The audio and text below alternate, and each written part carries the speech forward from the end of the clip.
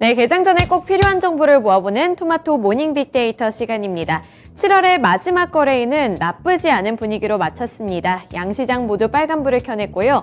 또 전시장적으로 봤을 때 대부분 업종들이 모두 상승한 채로 마감을 했습니다. 하락한 섹터보다 상승한 섹터가 더 많았는데 그 안에서 외국인과 기관의 수급 살펴보면서 오늘장 힌트도 얻어보시죠. 먼저 코스피 시장부터 살펴보겠습니다. 우선 7월의 마지막 거래일에는 외국인과 기관의 공통 분모가 좀 많았습니다. 그중에 대표적으로 꼽을 수 있는 게 외국인이 한화솔루션 쪽으로 수급을 나타냈고요. 또 기관은 OCI 쪽으로 관심을 보이면서 금요일에는 신재생 에너지 관련주들이 큰 관심을 받았습니다. 이 부분 특징주 가서 더 자세하게 살펴보도록 하겠고요. 또 미국에서 나스닥 시장의 훈풍이 국내에까지 도달하게 되면서 외국인은 네이버를 그리고 기관은 네이버와 카카오를 모두 매수했습니다. 이쪽으로도 투자 심리가 많이 개선되는 분위기가 연출이 됐고요. 또 외국인 조금 더 자세하게 살펴보자면 기아 같은 완성차 업체 쪽으로도 또 수급이 들어왔습니다. 현대 로템 같은 우주항공, 방산 관련주 쪽으로도 수급이 많이 들어왔는데요. 현대 로템 같은 경우에는 폴란드 K2 전차에 이어서 이집트 쪽으로도 전동차를 대량으로 수주한다는 소식에 외국인이 관심을 보였습니다. 그리고 LG 에너지 솔루션 살펴보시면 대규모 오버행 악재를 털어내면서 투자 심리가 다시 한번 개선됐다고 볼 수 있겠는데요. 증권가에서는 주가 상승의 걸림돌로 작용했던 이 수급 이슈가 해소됐다는 평가와 함께 올해 하반기 실적과 주가가 동반 회복할 것이라는 전망을 내놨습니다. 이러한 전망이 긍정적인 재료로 작용이 됐네요. 네, 이어서 기관도 보겠습니다. 기관 외국인과 마찬가지로 우주항공 관련한 한국항공 우주 쪽으로 관심을 많이 나타냈습니다. 한국형 전투기인 KF-21이 2차 비행에 성공했다는 소식이 호재로 작용을 하면서 기관 쪽에서 한국항공 우주 쪽으로 관심을 많이 나타냈네요. 네, 그리고 마지막으로 LG 생활건강 쪽으로도 기관의 수급이 들어왔습니다. 네, 다음으로 코스피 시장에서의 매도 리스트도 체크해 보겠습니다. 네, 대표적으로 외국인이 삼성전자와 SK하이닉스 같은 반도체 투톱 쪽에서 차익 실현 움직임을 나타냈고요. 크래프톤은 개별 악재 소식이 있었습니다. 배틀그라운드와 관련된 악재 소식이 있었는데 이 부분 특징주 가서 더 자세하게 짚어드리겠습니다. 그리고 밑으로는 삼성전기, 두산밥켓이 있습니다. 두산밥켓 같은 경우에는 2분기 호실적을 기록했습니다만 외국인 쪽에서는 발을 빼냈습니다. 네, 다음으로 기관 쪽도 살펴보시죠. 기관 2차 전지 관련해서 삼성 SDI를 가장 많이 팔았고요. 마찬가지로 SK하이닉스 쪽에서도 기관이 발을 빼내면서 수익을 챙겨갔습니다. 그리고 삼성전기는 동반 매도한 종목이 되겠고요. 현대글로비스 역시 이번에 2분기 호실적 소식이 있었음에도 불구하고 기관은 이쪽에서 차익 실현 움직임을 나타냈습니다. 마지막으로 송원산업은 7% 넘게 급락했는데 그 배경에는 기관의 수급이 있었습니다. 네, 이어서 코스피 시장에서의 특징주로 넘어가 보시죠.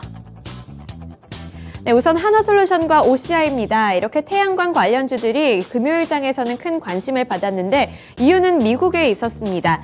신재생 에너지 섹터와 관련해서 미국의 조 바이든 대통령이 기후변화에 대응하기 위해 국가 비상사태를 선포할 것이라는 소식이 전해져 오면서 이쪽으로 다시 한번 시장에 관심이 몰렸었는데 척 슈머 민주당 상원 원내대표와 또 같은 당의 조 맨친 상원의원이 기후변화 대응, 법인세 최저 한세 인상 등을 담은 패키지 법안인 이른바 인플레이션 감축 법안에 합의했다는 소식까지 전해지면서 이쪽으로 투자자들의 관심도가 더 높아졌습니다. 이에 따라 한화솔루션 그리고 OCI가 대표적으로 가장 큰 관심을 받았습니다. 네, 다음으로 넘어가 보겠습니다. 네, 코스닥 시장에서의 매수 리스트부터 살펴볼 텐데요.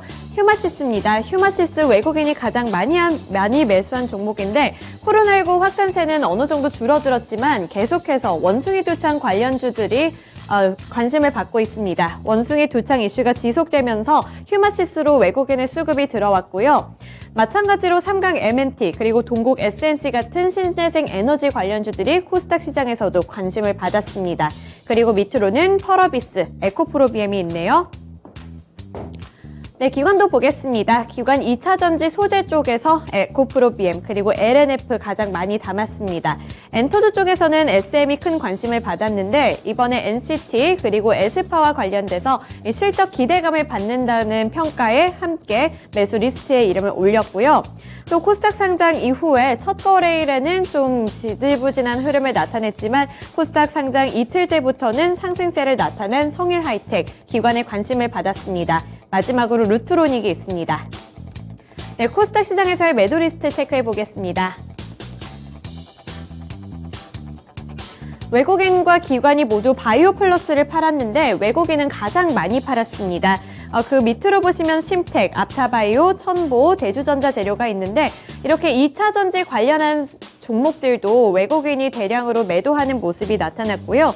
또 앞타바이오 같은 경우에는 상한가를 달성했지만 외국인은 이쪽에서 차익 실현에 나섰습니다.